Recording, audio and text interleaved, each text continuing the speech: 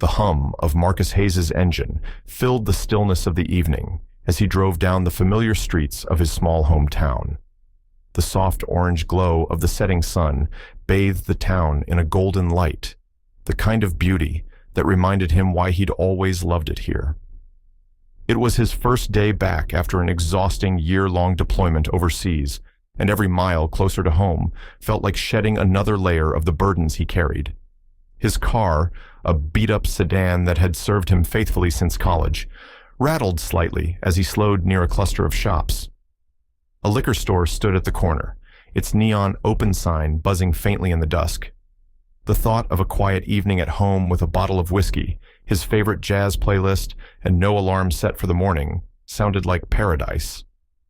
Pulling into the parking lot, Marcus noticed a group of bikers huddled near the side of the building.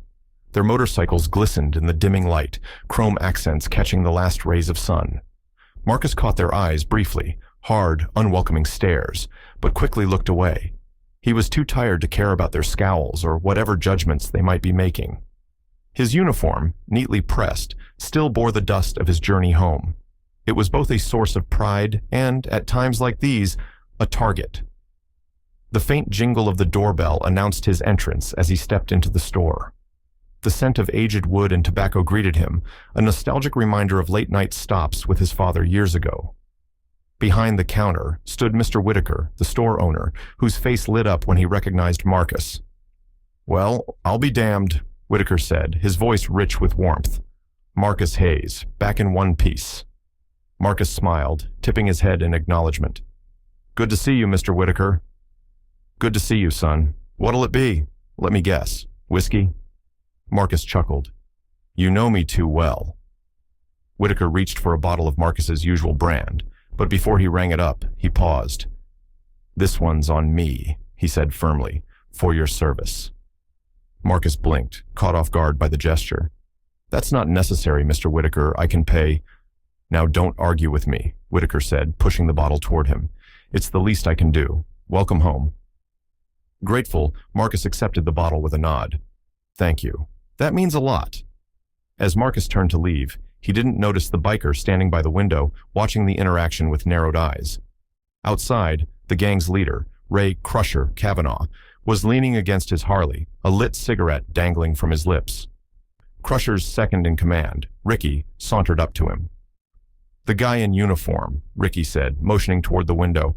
"The old man just gave him a free bottle, said it was 'cause of his service." Crusher scoffed, flicking ash from his cigarette. "Service, my ass. Bet he's one of those posers, strutting around in a uniform he got at the thrift store. Probably never even set foot in a war zone." The others murmured their agreement, egged on by Crusher's disdain. By the time Marcus stepped out of the store, bottle in hand, the bikers were ready. Marcus noticed the tension immediately. The air felt heavier, charged. Crusher stepped forward, blocking Marcus's path. His leather jacket creaked as he moved, and his dark eyes were filled with contempt. "Nice uniform," Crusher said, his voice dripping with sarcasm. "Bet you think you're hot stuff, huh? Getting free drinks just for showing up." Marcus kept his expression neutral, meeting Crusher's gaze without flinching. "I don't want any trouble," he said calmly. "Just trying to get home." Crusher smirked. "Trouble? Nah, we're just curious. You really a soldier, or you just playing dress-up for perks?" The other bikers laughed, their jeers echoing in the quiet parking lot. Marcus's jaw tightened, but he didn't respond. He'd faced worse than this. Men like Crusher weren't worth his energy. Crusher, however, wasn't done. "Come on, man, show us some proof. Got a badge? A medal? Anything real?" Marcus started to walk toward his car, his patience wearing thin. "Good night, gentlemen," he said over his shoulder. But Crusher wasn't about to let him leave so easily. He stepped in front of Marcus, his gang closing ranks around them. "We ain't done talking," Crusher said, his tone hardening. Marcus stopped, his grip tightening on the bottle. The situation was escalating, and he could feel the weight of it pressing down. Crusher leaned in closer, his voice low and menacing. "You're a fraud," he hissed, "and I'm gonna prove it." The parking lot seemed to shrink as the biker gang surrounded Marcus, their laughter fading into tense, expectant silence. Crusher's accusation hung in the air, a challenge Marcus had no intention of dignifying. But even as he tried to maintain his composure, he could feel the adrenaline creeping in, his body instinctively preparing for what might come next. "Listen," Marcus said, keeping his voice steady. "I don't want any problems. Let's all just go our separate ways." Crusher barked a laugh, his cronies echoing him. "You hear that, boys? He doesn't want problems. Too bad you're standing in the middle of them." One of the bikers, a wiry man with a tattoo snaking up his neck, stepped closer. "You walking around like you're some kind of hero," he sneered. "Makes me sick." Marcus took a slow breath, reminding himself to stay calm. "I'm just trying to get home," he said again, his tone firmer this time. "That's all." But Crusher wasn't letting up. "You think you're better than us, huh? Walking around in that uniform, getting free handouts. You don't deserve it." The insult landed heavier than Marcus expected, not because it was true, but because of the sheer ignorance behind it. He thought of the months he'd spent overseas, the nights filled with explosions, and the weight of responsibility on his shoulders. He thought of the brothers he'd lost, the ones who didn't get to come home. And now, here he was, being mocked by a man who knew nothing of that sacrifice. Still, he held his ground. "You don't know anything about me," Marcus said quietly. The words were calm, but they hit a nerve. Crusher's smirk faltered for a moment before twisting into a sneer. "I know enough," he snapped. "You're just another punk looking for a free ride." Before Marcus could respond, Ricky stepped forward, his fists clenched. "Let's see if that uniform comes with some fight," he said, swinging at Marcus. Marcus moved instinctively, sidestepping the punch with precision. In one fluid motion, he grabbed Ricky's arm and twisted, forcing him to the ground. Ricky yelped in pain, but Marcus released him as quickly as he'd acted, stepping back with his hands raised. "I don't want to hurt anyone," Marcus said, his voice firm. But his restraint only seemed to embolden the others. Two more bikers lunged at him, their movements uncoordinated but aggressive. Marcus ducked under one swing and blocked another, using his military training to deflect their attacks without causing serious harm. Each move was calculated, every action deliberate. He didn't want this fight, but he wasn't going to let himself be a victim. Within minutes, the bikers were on the ground, groaning and clutching their injuries. Marcus stood over them, his breath steady, his stance strong. He glanced at Crusher, who hadn't moved from his spot. "Enough," Marcus said, his voice cutting through the tension. "This is over." But Crusher wasn't ready to back down. His hand moved to his belt, and a moment later, a knife gleamed in the dim light. "Not yet, soldier boy," he growled, stepping forward. Marcus's grip tightened on the whiskey bottle in his hand. His mind raced, calculating the distance, the angle, the timing. Crusher's eyes were wild with anger, his movements reckless. As Crusher lunged, Marcus acted. Marcus braces himself for the fight of his life. The dim light from the liquor store's neon sign cast eerie shadows over the parking lot as Marcus stood firm, his breath steady, and eyes locked on Crusher. The leader of the gang loomed large, his hulking frame exaggerated by the tension of the moment. Despite the pain etched on his face from the arm Marcus had already twisted, Crusher's resolve burned brighter than ever. His good hand clutched a second knife, the blade gleaming ominously under the faint light. "You think you're some kind of hero, don't you?" Crusher sneered, his voice dripping with venom. He flexed his injured arm, wincing but refusing to back down. "Let me show you how heroes fall." Marcus didn't flinch. Every muscle in his body was taut, but his mind was clear. His training as a soldier had taught him that composure was the most vital weapon in any battle. Crusher lunged with a guttural roar, his knife slicing through the air with brutal force. With a quick sidestep, Marcus dodged the blade, his movements precise and calculated.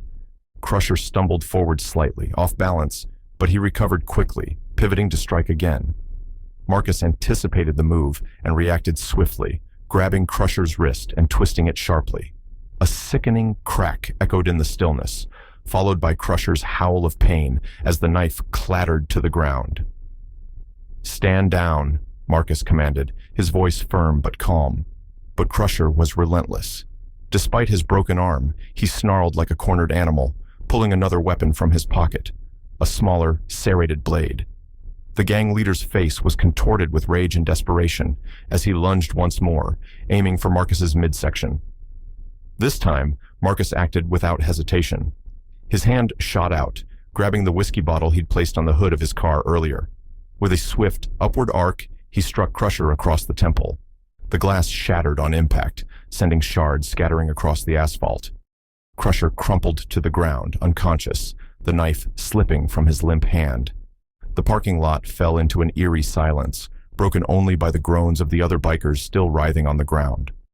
Marcus stood over Crusher's motionless form, his chest rising and falling in steady breaths. He glanced down at the remnants of the bottle in his hand, the amber liquid now mixing with blood on the asphalt. In the distance, the wail of sirens grew louder. Red and blue lights painted the horizon, drawing closer with each passing second. Marcus lowered the broken bottle and stepped back, his hands instinctively rising to show he meant no harm. When the police cars pulled into the lot, their flashing lights illuminated the chaotic scene. Officers spilled out, weapons drawn, their sharp commands cutting through the night air. "Drop the weapon! Hands where we can see them!" Marcus complied, dropping the jagged bottle and raising his hands higher. His calm demeanor didn't waver as he spoke, his voice steady. "I'm unarmed and acting in self-defense. The liquor store has cameras. Check the footage." An officer approached cautiously, handcuffing Marcus while another began assessing the unconscious bikers and the groaning Crusher. The tension in the air was thick as the officers worked to piece together the scene. The liquor store clerk stepped outside, waving his arms and shouting, "I saw the whole thing! You need to hear what really happened." The liquor store clerk's voice broke through the chaos like a beacon of clarity. "Officers, I've got the whole thing on tape. This man," he pointed to Marcus, "was defending himself. Those bikers jumped him." The officers turned toward the clerk, their skepticism giving way to curiosity. One officer, a middle-aged man with a stern face softened by understanding eyes, gestured toward the store. "Show me the footage." Inside the store, the clerk pulled up the security feed on an ancient monitor. The black and white footage clearly depicted the events leading up to the confrontation. The officers watched as the bikers encircled Marcus, their aggression evident. The footage showed Marcus trying to de-escalate the situation, only resorting to self-defense when attacked. Meanwhile, outside, Marcus stood beside one of the patrol cars, his wrists still cuffed. A younger officer approached him, eyes narrowed with suspicion. "You've got quite the story, but we'll see what the tape says." Marcus met the officer's gaze evenly. "I'm not worried. The truth is on that tape." After several tense minutes, the senior officer emerged from the store, his expression thoughtful. He approached Marcus and nodded to the young officer. "Take the cuffs off. He's telling the truth." As the restraints clicked open, Marcus rubbed his wrists, his calm exterior finally giving way to a small sigh of relief. "Thank you," he said simply. The bikers who were still conscious began shouting in protest as they were loaded into the back of squad cars. Crusher, groaning as paramedics loaded him onto a stretcher, managed a weak insult. "This ain't over, soldier boy. You think you're tough now, huh? We'll see." Marcus didn't dignify the threat with a response. Instead, he turned to the liquor store clerk, who had come back outside. "Thanks for speaking up," Marcus said, his voice filled with genuine gratitude. The clerk waved a hand dismissively. "Are you kidding me? After what you did in there, I couldn't just stand by. Besides, I hate bullies." The officers began to wrap up the scene, taking statements and ensuring the bikers were properly detained. As the last of the flashing lights faded into the distance, the liquor store clerk approached Marcus again, holding a fresh bottle of whiskey. "This one's on me," the clerk said with a smile. Marcus chuckled softly, shaking his head. "I think I've had enough whiskey for one night, but I appreciate the gesture." The two men stood in the quiet parking lot for a moment, the tension of the evening giving way to a shared sense of camaraderie. A few days later, Marcus received an unexpected call. It was the owner of the liquor store, a man named Harold Reed. "Marcus Hayes, right?" Harold's voice was warm and jovial. "I've been hearing a lot about what happened at my store the other night. You're a hero in my book." "I'm no hero, Mr. Reed," Marcus replied humbly. "Well, "You're a damn sight better than those punks who thought they could push you around," Harold said. "Listen, I want to do something for you. How about a lifetime supply of free liquor? Consider it a thank you for your service and for keeping my store safe." Marcus was taken aback. "That's incredibly generous. Thank you." As he hung up the phone, Marcus felt a wave of emotion he hadn't expected. For the first time in a long while, he felt truly seen and appreciated, not just as a soldier, but as a person. He decided to take a walk that evening, the crisp night air clearing his mind. Passing the liquor store, he saw the clerk through the window, giving him a thumbs up. Marcus smiled and nodded in return. As he walked away, the events of the past few days replayed in his mind. The confrontation, the gratitude from strangers, the respect he had earned. It all felt surreal. But most of all, it reminded him of why he had served in the first place, to protect and to stand up for what was right, even when it wasn't easy. The story of Marcus Hayes and the biker gang would linger in the town's memory for years, a testament to courage, resilience, and the power of standing tall in the face of adversity. Thank you for joining us on this gripping journey of courage, resilience, and redemption. Marcus's story reminds us that even in the darkest moments, bravery and doing what's right can leave a lasting impact. It's a powerful reminder to never let fear or intimidation define who we are. If this story moved or inspired you, we'd love to hear your thoughts in the comments below. Don't forget to tell us where you're listening from. We love connecting with our global community. And if you haven't already, hit that subscribe button and tap the bell so you never miss another impactful story from Hopeful Horizon. We'll be back soon with more stories that inspire, challenge, and leave you thinking long after they're over.